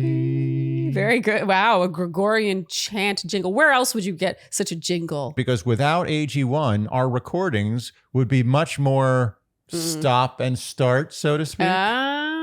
Was a very good point you make, Andy. AG1 really is our comprehensive and convenient daily nutrition. We truly do take AG1 every single morning without fail. We both take it on an empty stomach because that's when our bodies can best absorb the nutrients. It has our daily vitamins, minerals, whole food source ingredients, pre and probiotics, adaptogens, and more. So many great ingredients to keep you feeling good. We really do feel a difference. And I love not having to stand in the kitchen just taking a bunch of separate pills every single morning. I get to do it with just one drink. It's lovely. You want to know how much I'm married to this product? I was late for a very important doctor's appointment yesterday. I was late. I was already late. Yeah. I was going to leave the house and be significantly late. And you know what? As I was stepping out the door, I forgot something. I realized I had not had my AG1. I went back in the house. I took my shoes off. I was wearing a no-shoe house. Yes. So I had to take my shoes off, go back in the house, pour a glass, put it in, stir it up, and drink it, and then leave. And I was an extra 5 minutes late to the doctor. And you know what? It was worth it. Because in the end, I got my appointment. There's no problem. The doctor was actually late. Worked out great. So start with AG1. It's a great first step to investing in your health. Try AG1 and get a free bottle of vitamin D3, K2, plus 5 free travel packs with your first purchase when you go to drinkag1.com/dearshandy. That's a $48 value for free when you go to drinkag1.com/dearshandy. Did anyone watch this proposal and not talk the entire time about how sick it was? Like, did anyone actually listen to the words they were saying? What would be the point? All we did the whole time was we're like, why are they showing this? What are they doing? I mean, is that not great art? Is that not great art that elicits that kind of universal emotion? Has there ever been a Bachelor, in the last 10 years, has there been a Bachelor finale where more people are going to be talking around the water cooler about it than this? I think you're right, but I don't like that you're right. I don't like it either. I don't People like it. I don't like that Hawk Tua girl is famous. I'm not saying I like it, but it's a fact. Okay. It's a reflection of the zeitgeist of America, period. Okay, so back... And it always has been, by the way. Yeah. This has always been something. People want to see guts. They want it. They say they don't. They wake up and they say, oh, they clutch their pearls. And they say, oh, how awful. But why are they watching it? Okay, so back to the live now. Jesse says, I can't imagine how hard this is. Jesse, I mean, I got to say, Jesse is really earning his keep here. I mean, this is pretty... He's officially becoming the Dark Lord now. Yeah, he became the Dark Lord. That's Game of Roses gets credit for that, right? Yeah, the Dark Lord? Yeah. What did I call them? Dark Lord? What did I call it? Did I say Game of Roses? Game of Roses. What did I call it? Game of Roses. I did. Okay. Yeah. I thought I saw it called Game of Thrones for a second. No, Game of Roses. We love Game of Roses. We've been on Game of Roses. We have. Yes. But Dark Lord. He's reaching Dark Lord territory. We should have Game of Roses on for a recap. We should. Yeah. We've actually talked about it. Yeah, we should. They're just on the other side of the country. Jesse says, "You really did do things your way," and then you can tell the applause sign came on because everyone's like, They should have been playing. I did it my way. For what is a man? What has he got? If not himself, then he has not. Okay, forget it. I'm not going to go through that. That would have been, that would have been the cherry on top. I do appreciate that the audience did cheer on Jenn at moments that I do not think the applause sign was on. There were times where she said something and they were all like they went nuts for her. Okay. The audience, I would say, was very confused. Yeah. There was a lot of confusion. There was a lot of there was clapping where someone started clapping and no one else clapped. So that person stopped clapping. And then there was tepid clapping. Yeah. And then there was too much clapping at places where I don't think there should have been clapping. I think they were totally confused. Yeah. They got more than they were stunned. Yeah. They were stunned. When was the last time an audience was stunned in this franchise? It's true. It's true. Jesse asks Jenn if she regrets having proposed to Devin. She says she doesn't regret proposing to that person. It's just that he doesn't exist anymore. She says someone else will fulfill their promises instead of leaving her with nothing. Devin starts talking here, but I wrote, it's hard to follow. Something about her diminishing who she was in that relationship. And you could see her having a lot of reaction to what he was saying. And Andy, you said that he still has a lot of power over her. Yeah.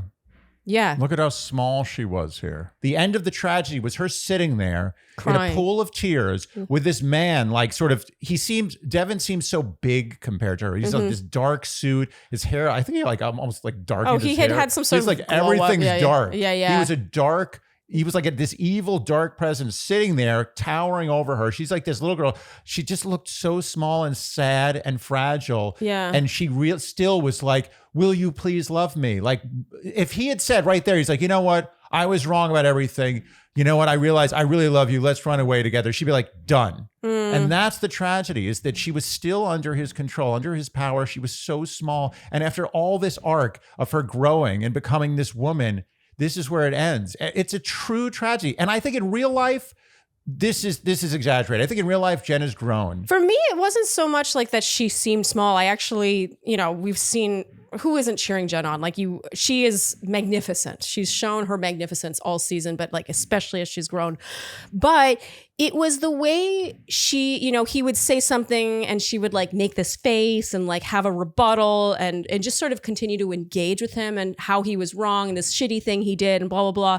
And what I wanted to see from her was the disengagement. Right. I wanted to see the emotional disengagement. Yes. That was the problem. It wasn't like she was saying the wrong things. She was saying it was so much emotion. Well, she's hurt. Who can blame her? She's hurt. She talk about having the rug pulled out from under you. But I want her not to be hurt. Well, that's I'm what sure you want. she wants that too. That's what you want. Yeah. You want her to have overcome this, to be oh, I fell for it again. I'm good. Now I've learned. I'm moving on. I didn't like watching her be this hurt and this affected and still in it this hard. It was watching, what was so sick about this, honestly, the whole proposal thing showing that was sort of sick, but that was kitschy. That was sick. It was sick, but it was more of a gimmick. The real sickness of this was you were watching that place, and we've all been there, where you're sitting there and you're broken up with, and you're in the worst place you've been. You're so fragile. You're so weak. You're saying the wrong things. You seem pathetic. And no one in the world wants that person, that themselves, broadcast to the world, or even broadcast to one other human. Yeah. Months later or years later, you'll be oh, thank God, no one saw me acting like that. Yeah. But instead, she's in that raw post-breakup where you're really in it. You're irrationally in it. Yeah. She's in that raw phase, and she is being put in front of a live studio audience, in front of millions of people, to just bake. Yeah. That was the really upsetting thing. The whole thing with the proposal, that was just sort of salt in the wound. Yeah. But this whole thing was very unusual for this show. Usually it's kind of been washed out. You've gone through that phase. And when you show up, even with Rachel and Tony, what was his name? Tino. Yeah. It was kind of like it was after that period. Like she Yeah. was sore, but she was in more of that defiant, like, ugh. Yeah, she was you pissed. idiot. Yeah. But Jenn is not in the anger phase yet. She's still in the destroyed phase. Yeah. And it was very upsetting to watch. Yeah, she was angry, but I know what you mean. To me, it did show that She was yearning. emotional She wanted engagement. it back. She would have Yeah, taken and it. we've all we've all been been there, but there. you're right. We didn't have that broadcast to millions, and which brings us full circle back to why some people might not want to become bachelor or bachelor. I mean, I feel like this was sort of like a cautionary tale. Yeah. It's like, you want to be lead? Here. Yeah. This is what can happen. Yes. Then we're right down to, do I have a choice? That's the flashpoint. That's where I think they're going to lose people. There's going to lose people who are as willing as they used to be to become the lead. They're going to have to fight for more, maybe pay more, maybe give concessions. There's always going to be someone who wants it. Oh, there's always going to be someone, but I'm saying the pool might be a little smaller. Well, yeah. Then you get your Daisies and your Marias saying no. Yeah. The ones they want may be harder to get. The ones they don't want will be easy to get. Yes, totally. Anyway. So, Andy, that brings us to the end of this episode. We have a preview of Joan's season, which we're very excited about. We will be recapping Golden Bachelorette, but this was basically just Kelsey's dad's limo exit. Yeah. Yeah, I mean, they're really working. they're really milking Kelsey's dad. Yeah. And you know what? He is ready and willing for milking. I mean, what a sincere limo exit. Wow, that was almost too sincere. Yeah, I want a little less sincerity. My limo exit. Okay, I mean, it was so much sincerity after so much insincerity. Yeah. It was like a little It's jarring. like, here we go again. Okay, so Andy, who is your A game winner? Ooh, this is a tough one. I want to make sure that this isn't taken out of context. Oh, But but remember in that episode 1, you said there's a difference between A game and game. Okay, well, that being said, my game winner goes to Devin, hands down. Okay, the evil game. Masterfully played and executed, and he's like, hats off to him for being the bad guy. Yeah, and Like, he's like a monster. He's a monster. Yeah, I want to make it clear that you don't approve. Oh, he's a monster, but Yeah. he won the game. The same way, I don't know, any movie that ends with a bad guy winning wins the game. I mean, he's Kevin Spacey. Okay, all in right. the movie. But who's the A game winner? A game goes to James. I needed a second. I was like, who's James? Okay, so you're not giving Jenn a game. I can't. How can I give Jenn a game? Why not? What did she do? I think she, when breaking up with Marcus, I mean, it's easy from the comfort of our sofas to be like, you idiot. He's not emotionally available. But these are things that are very real for her, and she's overcoming them in real time. We watched her grow with every episode. You want me to give Jenn a game? I'll give her a game. Well, I don't want you to give her sympathy. I'm going to give a game to the person who got gamed by the guy who won game. I don't know if I can do that. I love Jenn. I think she's a beautiful person. Yeah. I just don't think, I think that I was fooled into thinking that Jenn was displaying a game when oftentimes she may have No, not that's not been. fair. As you said earlier in the same recap, she was duped. She was duped. No, you're right. You're right. At that point, we should all know when we're being lied to. There's a difference between being conned based on your trauma, your own insecurities, and your own bad habits, and just being straight up lied to. You are absolutely she was right. straight up lied to. She went for the guy who was the better, quote unquote, better pick. I Technically, I'm glad you set me straight here. You are 100% right. She was just lied to. She did exhibit a game, but she was unfortunately up against, what's the guy from Lord of the Rings with the eye? Sauron? She was up against Sauron. Yeah. Okay, interesting. So let's backtrack slightly here. Let's now look at Jenn's final 4. Because I actually think, if you think about, I'm actually playing devil's advocate against myself right now. Her final 4 were all emotionally unavailable. It was just varying degrees how much was out in the open and how much wasn't. Marcus, right out in the open. He wasn't hiding it. Devin was emotionally available. But it was false. Yeah, that's what I'm saying. He was lying. So he was not. Jeremy was like, he was just, I don't know if he was ever going to get there, but he just wasn't at the place he needed to be at. And also Jonathan, not like, looking really great right now, a pretty fantastic guy, but also not completely emotionally available. Then you get a guy like Grant, emotionally available. Get a guy like Spencer, seemingly emotionally available. Our wild card, Spencer. Yeah. All I'm saying is that the reason she had the pool that she had to pick from was her own doing. Yeah. And I just think that it's a fascinating study, honestly, this whole season. I mean, I feel like you could write essays about this. Well, it's a real tragedy. Yeah. We thought we were watching, and we were.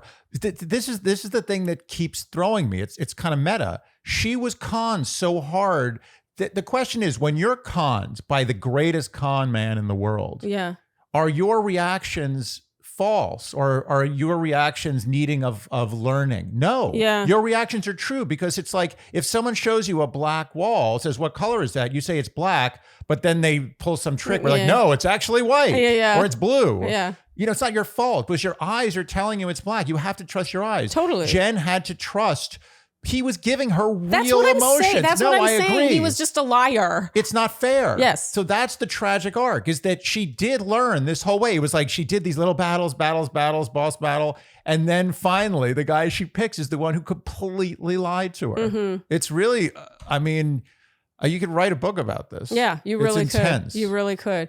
Is there a world in which Devin was just yes, in and over his head? That's the 20%. Okay. It's 80-20. I'm giving him a 20% He was in chance. over his head, the environment. Absolutely. Yeah, okay. Which I do not want to vilify him completely. I mean, some of this is lighthearted. Like, I'm kind of one quarter joking. Like, I don't think Devin is an evil. I don't think Devin is someone they have to watch out for in the FBI. Mm-hmm. I think he's just possibly a scumbag.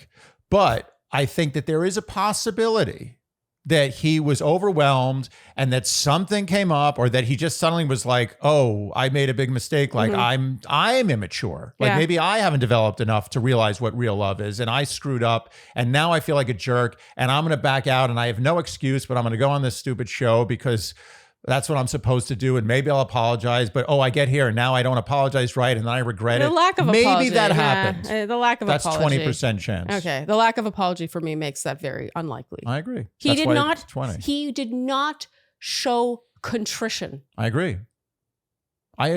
Period. That's why I think it's 80-20. Yes. Okay. Moving on to fashion. I don't have too much fashion to touch on today. I just wanted to point out the brown keyhole jumpsuit she wore to go confront and send home Marcus. The one her hair was down.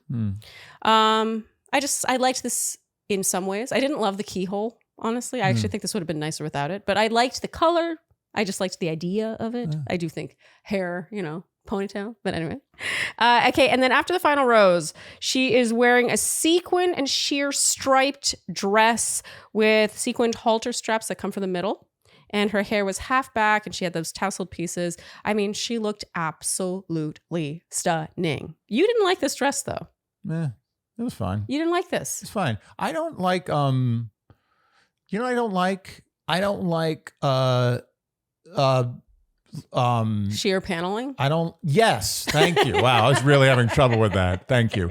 I've never been a fan of sheer paneling. Okay. I feel like if you're going to go sheer, just go nothing. No, I think sheer's got a moment. I'm not a big fan. There's a time and a place. I think you find it too figure skater costumey. It seems costumey to me. It Okay. seems like it's both trying and not trying hard enough. Okay. All right. I actually liked this. I thought her hair worked. It looked gorgeous and she looked stunning. I liked that she wasn't overly done up. Like, she still looked like her. Sometimes I think you can fall into a trap of wearing way too much makeup at one of these. And I just thought she looked absolutely stunning. It was just, like the dress was sort of overshadowed by everything else going on. By the way, I just forgot something. What? You know what the final scene of this tragedy is? What? It's not her crying in the studio. Oh. It's Sam sitting at home alone in a dark room laughing. Because he comes out looking half. Yeah, I mean, he doesn't look good either. He doesn't look good, but he does kind of get the last laugh here. Does this not feel like the way young men are now? Like, is that a very dark way of looking at this? I don't want to go there. I don't want to think that. I am in the back of my mind worried about that, but I don't want to go I'm worried there. about that. I am very worried about that. Yeah, I think that I'm there worried is too. a diminishing respect of women and of right versus wrong and of The problem is in our society, it's become so self-absorbed with social media. There's so much inwardness. There's so much selfie mentality that clashes with traditional love. Like the feeling of love for another human is a very giving. I mean, there's a lot of selfishness. There's a lot of like endorphins and you feel great and you want more of that feeling. But there's a lot of giving. You're like, you want to give yourself to someone. You want to be in them. You want to literally and figuratively, you want to like be a part of their body. Them. Yeah. It's very external. Yes. And so I think a lot of young people, men and women, are having trouble with that language because they're thinking all this way. Yeah, the way Marcus was like, oh, she makes me feel amazing. Like what my favorite thing about Jenn is that she sees the best in me, that kind of thing. How is this person going to make my Instagram better? Anyway, I'm not saying it's that terrible, but that's kind of what's happening here. Yeah. I feel it. I feel like the men are getting worse somehow. They are. Okay. So moving on now, Andy, to our word watch. There was one knee uttered by Devin. One knee. And now, what's that? Now you're not going to get that. The knights who say knee. We are the knights who say knee. Oh, is that? Oh, okay. Oh, is it Monty Python? Ooh, very nice. Very nice. I was not expecting that. Yeah. Me neither. Quest for the Holy Grail. Yeah. Okay. All right, okay. How many correct guesses? One knee. How many correct guesses? One knee. How many correct guesses? Oh, sorry. Sorry, I was hung up on the knee. 98. And our winner is Hannah Lakowski. Congratulations. You are the winner of $200 to spend at fastgrowingtrees.com, one of our favorite sponsors. We love this prize.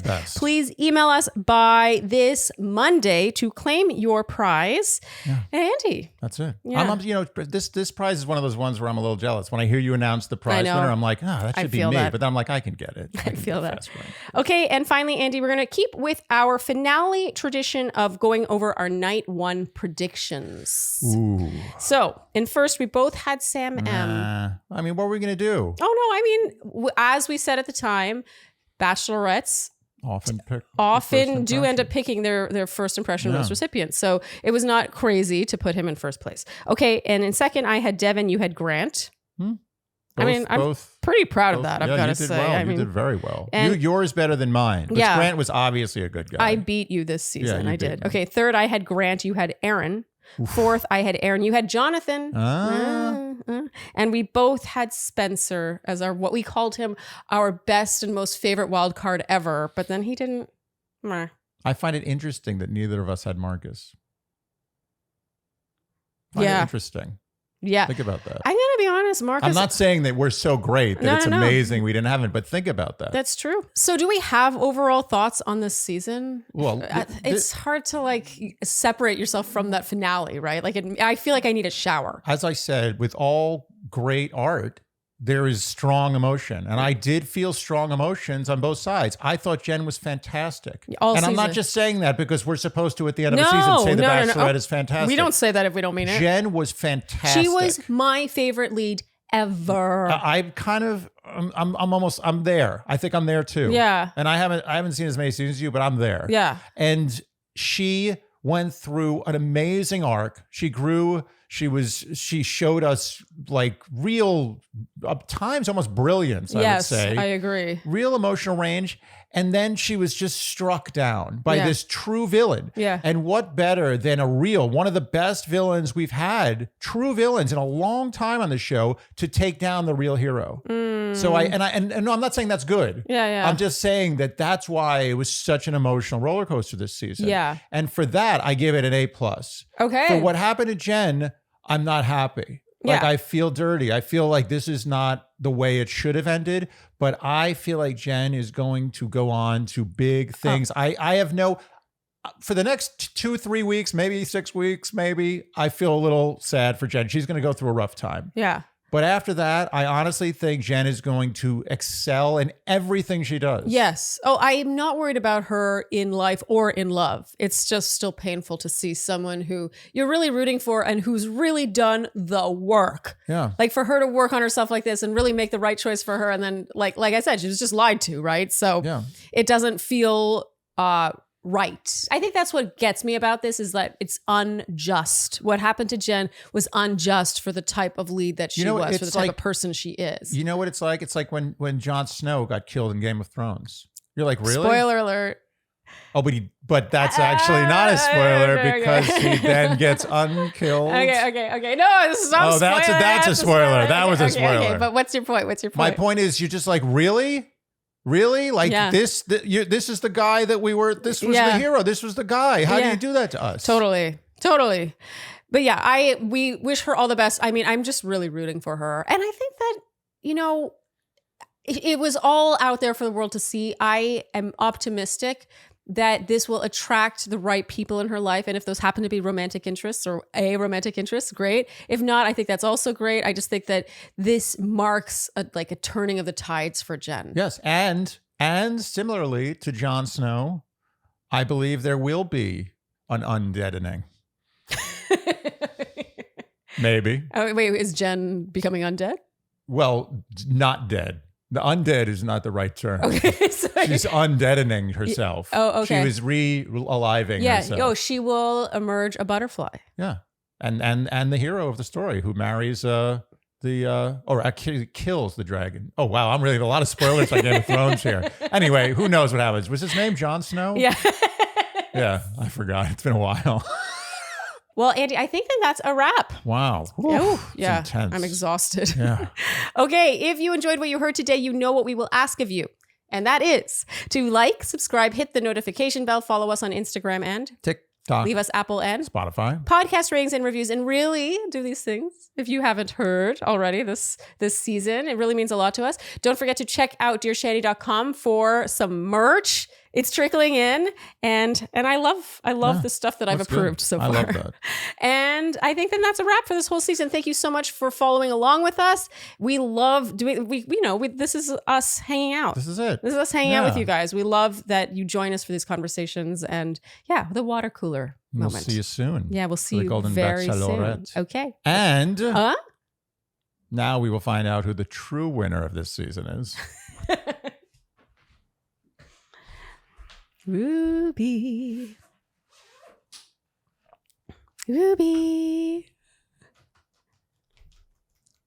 Come on. Ruby, you have to tell us who the real winner is. Ruby, come on. Come on, Ruby. Come on, Ruby. Come on. Come to Daddy. Come on. Come to Daddy. Come to Daddy. Come to Mommy. Come to Mommy. Sweetie. Come to Daddy. No, come to Mommy. Come to Daddy. Come to Daddy. Come to Daddy. Oh, yeah. Ruby. Come on. Ruby, come on. Come to Daddy. No, come to Mommy. Come on. Come to Daddy. Come to Mommy. Come to Daddy. Yeah. All right, I'll give it to you. You earned it. You kept raising. You were like, come on. Okay. All right. And we'll see you next time. Okay. Bye-bye.